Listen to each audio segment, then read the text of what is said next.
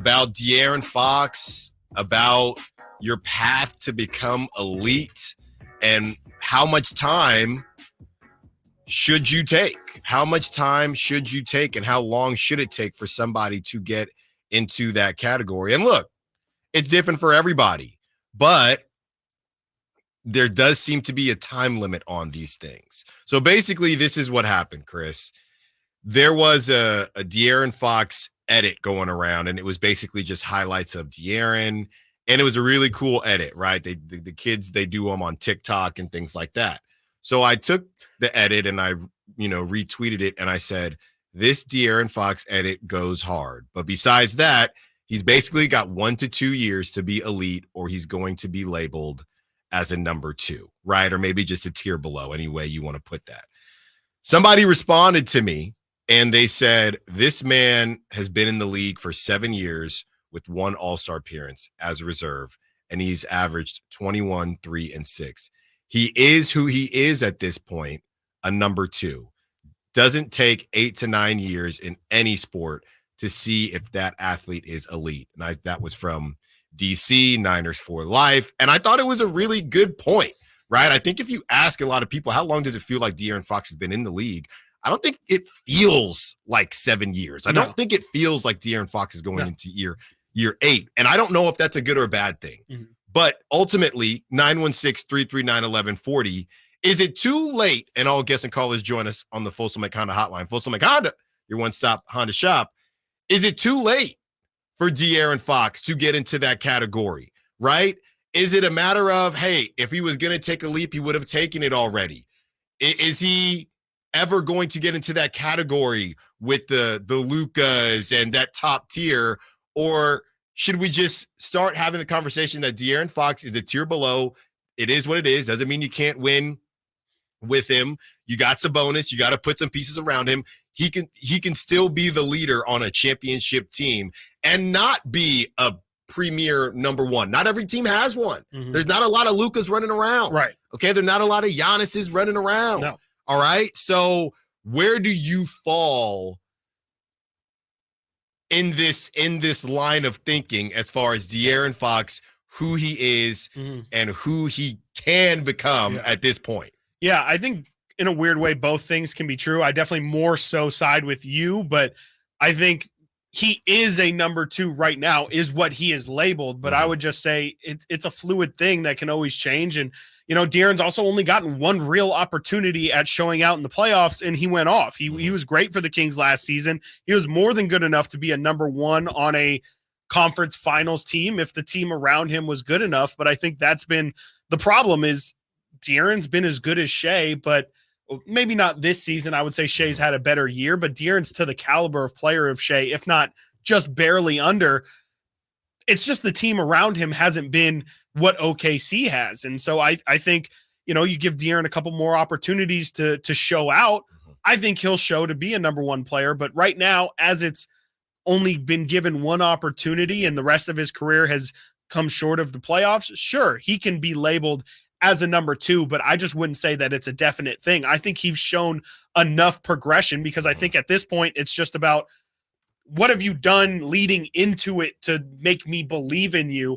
I think De'Aaron the past 4 years has been, I know he's been 25 points per game the last 4 seasons. So yes, for his career, he's averaged 21, but that's factoring in the fact his rookie year, he averaged 11 points per game. That's not the De'Aaron Fox that we know. He's 25 per game the last 4 seasons, 6 assists, a steal and a half on 48% shooting. He's good enough to be a number 1. You just have to have a good enough team around him. He's not a, like you said, a Luka, a Giannis, where, you can have a average to below average team around him and still be great. He's not at that tier yet, but he's still a number 1 option on a competing team, I think. But the more help you give him, obviously the easier it's going to be and maybe the less reliant you can be on him. If De'Aaron was on OKC instead of Shea, do they have the same season? Similar. Yeah, similar, I would think. I think Shea has definitely done his part to imprint himself, the amount of times he gets to the free throw line, the efficiency. De'Aaron hasn't been that efficient. But I would say similar. There's no reason to think maybe they would have fallen out of I mean, I don't know, because Shea's also been in that system so long. If you plop De'Aaron there, maybe it doesn't look as good. But if you have De'Aaron nurtured in that environment and brought up in that environment, yeah, I don't really see why not. They do it a little bit different. I'd say De'Aaron's a little bit more of like a pure scorer than Shea is, but no, result wise, I wouldn't think it'd be much different, if different at all. Right. Yeah. I mean, obviously, people are going to put Shea above De'Aaron now with what they've been doing, and they're not done yet. So that's another guy. And you just talked about the different, kind of leapfrogs. And then you look at just the value of De'Aaron. You know what I mean? I'm looking at De'Aaron versus a Trae Young. I think De'Aaron is better than Trae Young, but I feel like there are a lot of guards out there that, and maybe it's part of being in Sacramento and not getting to watch him as much, or, for those that aren't Sacramento Kings fans, but I feel like De'Aaron is one of those players where there are a lot of guys that he's definitely better than, but there are a lot of players that people would take over De'Aaron. Sure. Like, there's definitely people out there that would take Trae Young over De'Aaron. Yeah, absolutely. And I feel like there's a long list. Yeah. There's people that would take Brunson over Ja De'Aaron. too as well. Yeah, Brunson, all these guys. Right? I mean, I think people would take. I mean, we had a Memphis writer on our show and said they would take De'Aaron over Ja, but that was De'Aaron. That was early in the season when De'Aaron was cooking. Right. Exactly. He did not play like that all season long. Yeah, no, I mean, I think it's a conversation you love to bring up, is the brand thing as well. Like, I definitely think when you just talk about notoriety, like, I think everyone thinks, when you're a superstar, Ja, like, he's got these big dunks, and I think everybody, only thinks of those things when they think of Ja. And to your point about what you've made about De'Aaron, you didn't just make this point, but De'Aaron's brand is speed, I guess, and I don't think a lot of people see it displayed too often, and so I think people think Ja is just always flying in the air. He's just lives in elevation, right? And De'Aaron, he has the speed, but it doesn't necessarily play itself out as much as what maybe Ja's skill set allows him to do. I definitely think De'Aaron is underrated. We've talked about it all the time. He's underrated in the grand scheme of things. But I to the point of the conversation, I definitely think he can show more still in the playoffs. I just think he hasn't been put on the right stages for enough time to let people know exactly how good he is.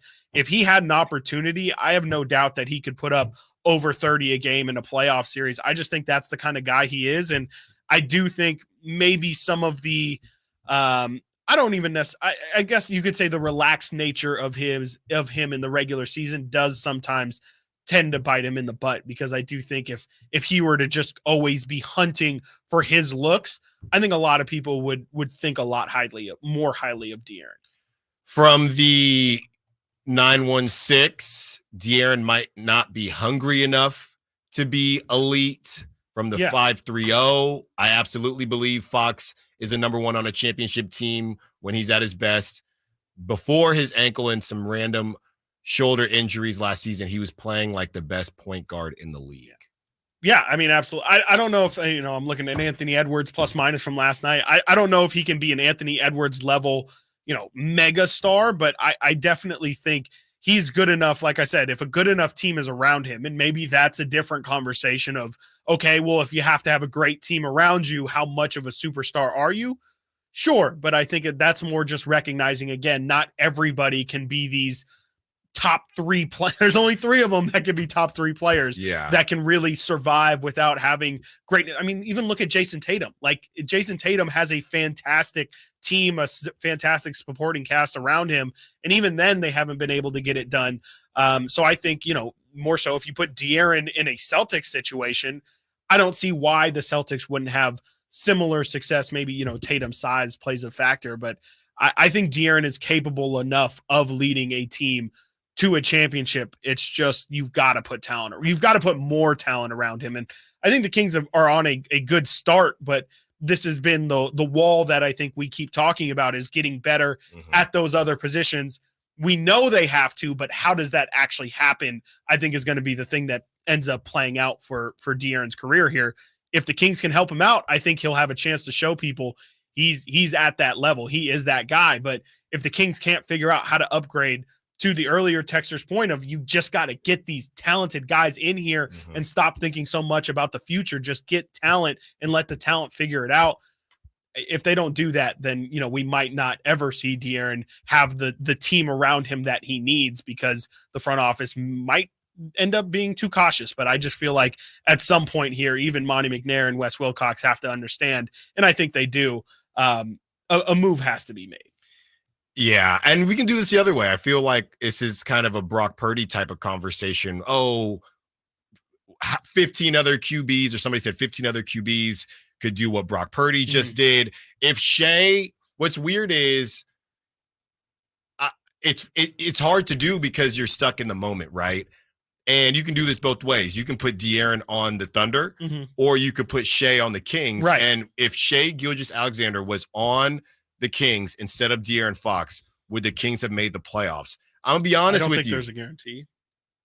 I don't know why, but I feel like they would have made the playoffs. And maybe that's completely unfair because of what we've watched with Shea, and I've only seen him on the Thunder, but I just kind of feel like they would have made the playoffs. And I don't know what to do with that information.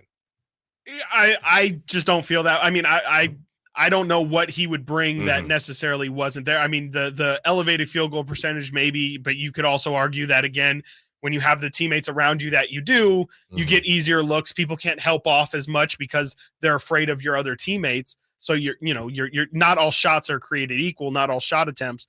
I just don't know what would have been the thing that Shea has that De'Aaron absolutely doesn't have, because it's not like Shea is hitting a ton more threes than De'Aaron. He's taking and making a lot more free throws. Maybe you can argue Mike Brown would tell you that, right? That a couple games go the Kings' way free throw percentage wise, that's 5 more wins. So you could argue that. Maybe that's what I'm saying. When they were blowing those leads and everyone's just chucking the ball up. Yeah. It's Shea. Hey, gets a lot. No, we talked about it. Yeah. We're not. Kings had nobody who would do that. Right. We're not just going to lose a 20-point lead with, in under 3 minutes because we go cold. It's just I'm not going to allow that to happen. And maybe that's just part of the growth for De'Aaron. Absolutely. Hey, live by the 3. We know how the saying goes. And De'Aaron this past season, yes, you need to be a better shooter, but you also need to be able to stop some of these avalanches that we saw happen later in the season as well. So we'll continue the conversation. We got more texts coming in. We have more calls coming in. De'Aaron Fox, will he ever become elite? Is he already elite? Where do you fall? Stiles Watkins, Sactown.